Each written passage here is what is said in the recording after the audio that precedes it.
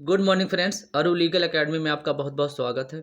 आज हम बात करेंगे कि यदि आप कोई प्रॉपर्टी या ज़मीन आप खरीदना चाहते हैं तो उनमें किन सावधानियों का ध्यान रखना ज़रूरी होता है। तो फ्रेंड्स, इस बारे में बात करते हैं कि कौन कौन से डॉक्यूमेंट चेक करने चाहिए जो ज़रूरी होते हैं प्रॉपर्टी खरीदने या खरीदते समय। तो उसके लिए सबसे पहले जानकारी दूंगा इस बारे में। तो उसके लिए वीडियो स्टार्ट करने से पहले आपसे रिक्वेस्ट करूंगा कि आप मेरे चैनल को सब्सक्राइब कर लीजिए और बेल आइकन प्रेस कर लीजिए, तो क्योंकि जो भी यूज़फुल वीडियो बनाता हूँ उसका नोटिफिकेशन आपको सबसे पहले प्राप्त हो। तो चलिए वीडियो स्टार्ट करते हैं।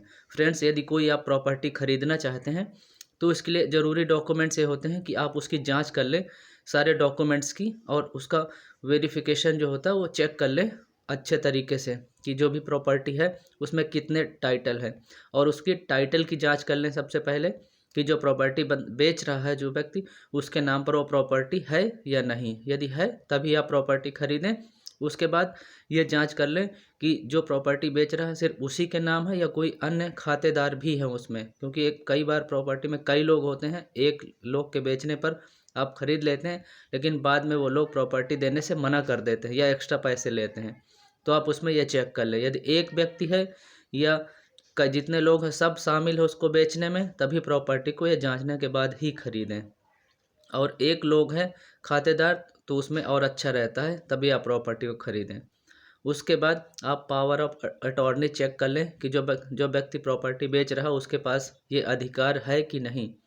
तो इस प्रकार से ये डॉक्यूमेंट चेक कर लें, और आप उसके लिए power of attorney document check कर लें और उसका टाइटल चेक कर लें और उसमें कितने खाता धारक हैं ये चेक कर लें।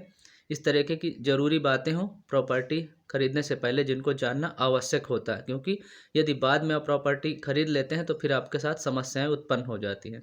और एक सुझाव दूंगा कि यदि प्रॉपर्टी आप खरीदते हैं तो किसी जो रेरा अप्रूव रजिस्टर्ड जो डीलर होते हैं उनके माध्यम से ही खरीदें, क्योंकि आप किसी लोकल या ऐसे किसी डीलर के थ्रू आप प्रॉपर्टी खरीद लेते हैं तो उन व्यक्तियों की कोई जिम्मेदारी नहीं होती यदि कोई आपके साथ समस्या होती है तो।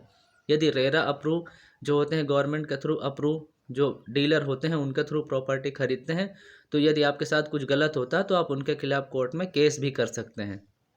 तो फ्रेंड्स, इस प्रकार से यदि प्रॉपर्टी आप खरीदना चाहते हैं तो उसकी जांच कर कर ही प्रॉपर्टी को परचेज करें। तो फ्रेंड्स, आशा करता हूँ जो मैंने जानकारी दी है आपको ज़रूर पसंद आएगी। आप मेरे चैनल को सब्सक्राइब कर लीजिए और बेल आइकन प्रेस कर लीजिए और सपोर्ट कीजिए, हर उस प्लेटफॉर्म पे शेयर कीजिए जो भी लॉ बैकग्राउंड से हो या लॉ की तैयारी करते हो। तो फ्रेंड्स, आज के लिए इतना ही। बहुत बहुत धन्यवाद। Have a nice time.